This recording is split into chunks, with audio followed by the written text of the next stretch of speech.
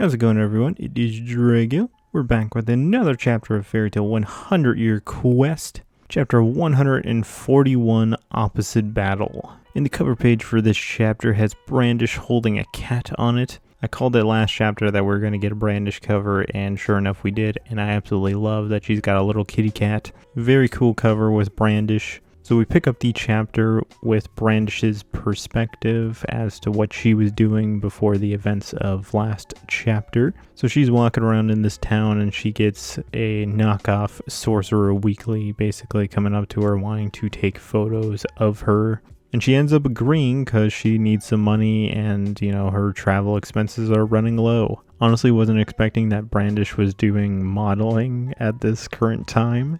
And because of what Brandish wears pretty much on a regular, basically a bikini, these guys ask well, since you usually wear that, would you mind wearing something a little bolder? And she takes great offense to that, but just as she takes offense to it, she turns into Lucy.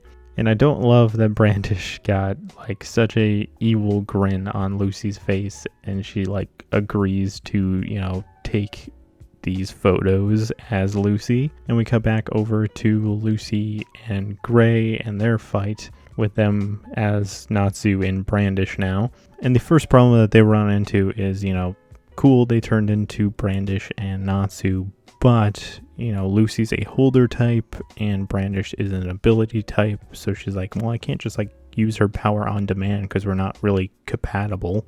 And Genai, Kotetsu, and Sai are cool. They seem really incompatible with their powers, so we should be able to win this pretty easily. Gray picks up pretty much immediately on Natsu's power because he starts his hand on fire, which immediately he puts that fire out because he's like, oh gosh, this is really hot. And this is a bit weird for him just because it's Natsu lights himself on fire literally all the time. He even eats flames, so what the heck is this about? And just as they're trying to figure this stuff out, Genai and Kotetsu do a smoke alchemy and steel alchemy, and they combine their alchemy to make a blind iron sickle, which I feel like this attack's gonna look pretty cool when it gets animated because it's these, sickles coming through the smoke to attack them, which both of them dodge it very well. And Lucy tries to summon one of her spirits, which I was wondering about last chapter if she's actually going to be able to do, and it turns out she doesn't even have her keys on her. Additionally, she never tries to do Stardress in this chapter, so I wonder if she'd still be able to do that, because she's been shown to be able to do Stardress without the key. So Gray starts to think about this whole situation because they're okay, they're blinding us with smoke and attacking us with these steel sickles. And the second he says steel, he's oh, Natsu can actually do something about this. So as the steel is about to, cut Natsu, he, starts melting the steel, and kind of a patented Natsu move there. That's very cool that Gray did it. I really love how excited he is, oh my goodness, the steel's melting. Natsu, you are such a beast. So apparently the reason they are not able to use their magic was just mental blocks. So once, Gray got over his about Natsu, Lucy should get over hers about Brandish. And she starts to remember kind of spells that Brandish did. So she starts to copy one of Brandish's spells, which she just ended up making herself giant. And since she made herself so giant, it cleared out all of the smoke in the area. And since Gray's got more of a feel on Natsu's body, he can finally use magic.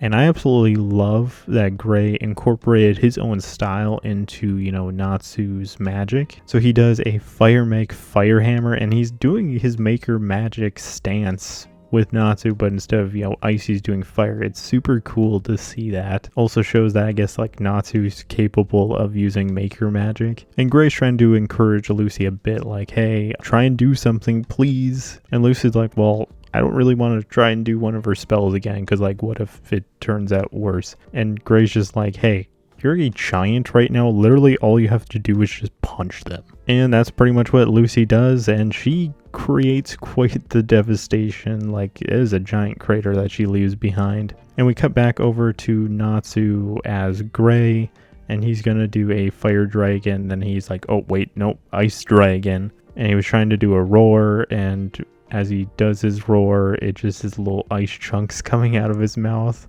And Natsu immediately goes to the realization that Gray does as well, that like, hey, I just gotta fight as Gray. Like, I can't fight as myself right now. Very cool that Natsu like actually remembers in his mind how Gray does his ice make magic, because he does his stance exactly like Gray, and he does an ice punch, and I find it very fun because it's kind of like, you know, obviously his Fire Dragon Iron Fist, but you know, he just did it as Gray, which is conveniently at the same exact time that, you know, Gray and Lucy beat their foes, so Natsu turns back to Natsu. And Gray and Lucy turn back to, you know, Gray and Lucy, and you find out the outfit that Brandish was modeling Lucy in, which is like a maid cat outfit. And Brandish is just so done with this. She's like, oh, I'm back to normal.